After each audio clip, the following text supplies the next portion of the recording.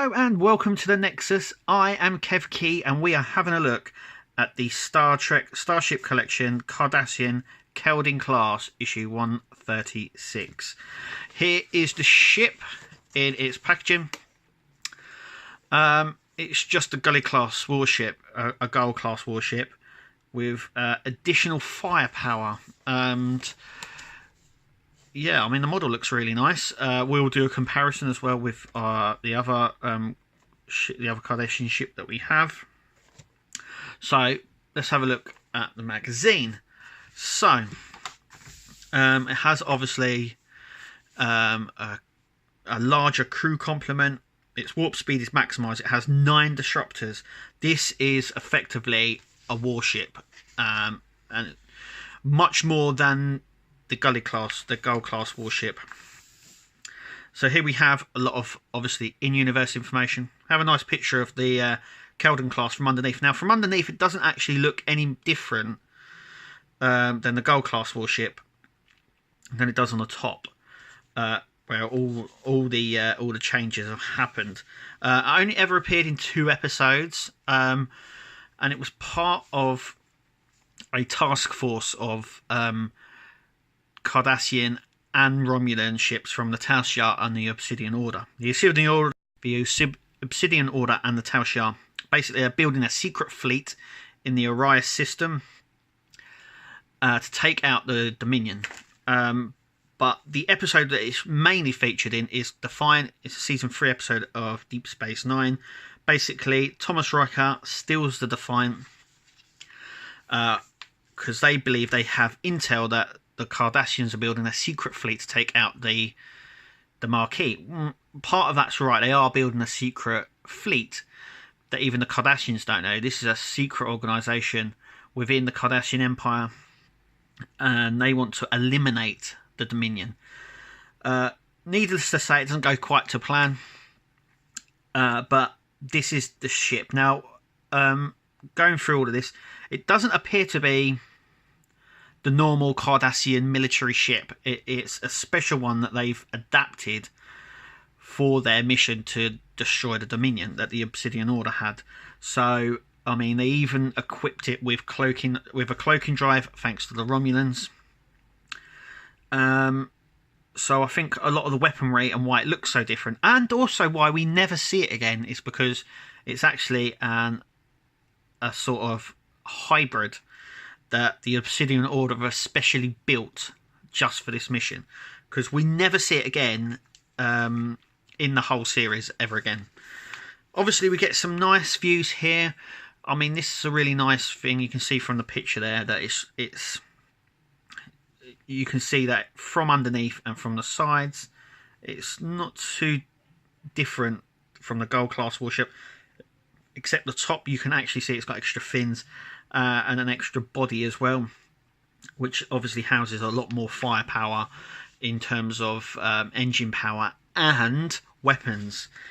Then we come on to them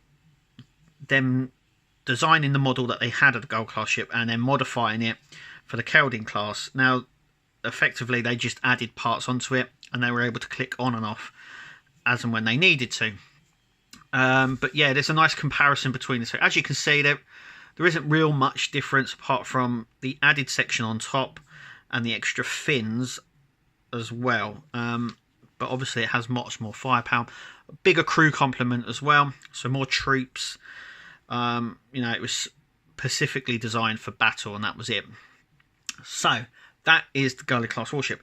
That is how it's come about. So the next part of the magazine is obviously Star Trek Deep Space Nine, the Dominion arc. So this obviously goes into how they played the Dominion and how it eventually evolved into the war and stuff like that, which is really good because, I mean, Star Trek's always been about peace and exploration. So I really, you know, and it takes us into this war scenario where the Federation are at war.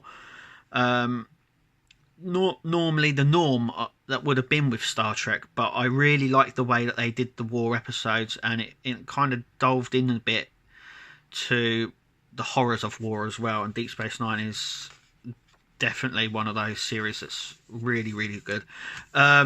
Anyway, we come on screen, as you can see here, key appearances, only ever appeared in 2 episodes. And that's it. And then obviously coming up in issue 137, we have the Xindi Primate starship from Enterprise. I think this might complete our Xindi lineup. I think there's a shuttles maybe. I'm not entirely sure, but I think as in terms of the ships anyway, I think this is maybe the last Xindi one we'll see. But anyway, this is a Xindi Primate. It's issue 132. And that's really good. So we'll be bringing you it here at the Nexus. So make sure you check us out. So let's get the model out. And before we do, make sure you click to subscribe. Give us a thumbs up. Also follow us on Twitter, Facebook and Instagram. And while you're on Facebook, why don't you become part of the Nexus community? So without further ado, this is the Cardassian Keldon class out of the box. And I've got to say, it's quite nice. Now it's a bit wobbly in the stand there, and yeah, with great movement it will come out. So be careful where you place this. Sits really well. It's the exact same stands the gold class warship as well, and we'll do a comparison with that one at the end of the video. So let's take her off and have a look. Yeah, you can really see there's a lot of detail on this, which is nice. Let's bring that into focus a little bit. It's gone completely out of focus. There we go. Yeah, some really nice detailing on here. Obviously the windows misalignment again, but it's not too noticeable. It's nice. Some really nice detailing here actually on the deflector, as you can see. So it's a really nice paint application there. It looks like it was painted on, but there is actually paint actually right on the end as well. So that's a nice touch. These are indented, these little cargo bay doors here. As you can see, they're not painted on, they've actually been sort of grooved in. There's another little groove here. Yeah, it's really nice. As you can see, there's a lot of detail. Lots of detail on this.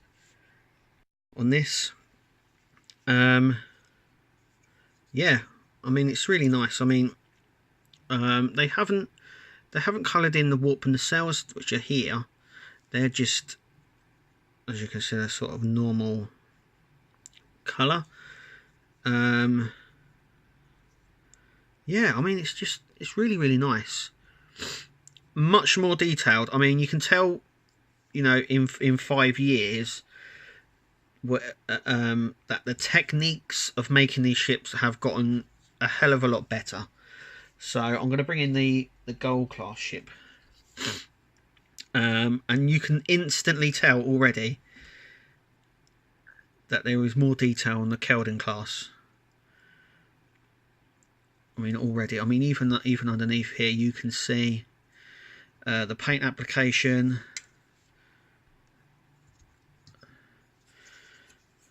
And stuff like that.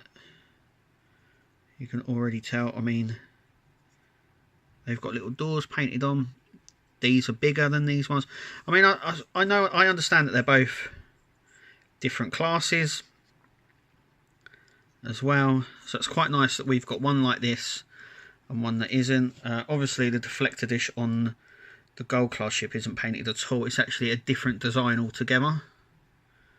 As you can see, I'm trying to get a comparison here between the two, and they're completely different here. But they are exactly the same. In fact, this little bit here, it seems to have not be on this one. Yeah, so there's the comparison. Like I said, they are the same. They're the same height, and they fit both on the same style stand as well. So even though this is the Keldon one, the gold one sits in there quite well. Even the back section there. I mean, so they're both really nice. Glad to have them in. If you like the Cardassians, then obviously this is for you. So same with if you're a fan of DS9, this is also a one for you as well. I mean, there's not much more to say really. I mean, there's obviously difference between them. This is a more impressive one. The standard ship here. I mean, yeah, there's not much more. Same colour. Just a little bit more detailed on the Keldon one. But both definitely worth picking up. And that is the review. I hope you liked it. Remember to check us out on YouTube. Remember to subscribe, thumbs up on this video, and we'll see you at the next issue.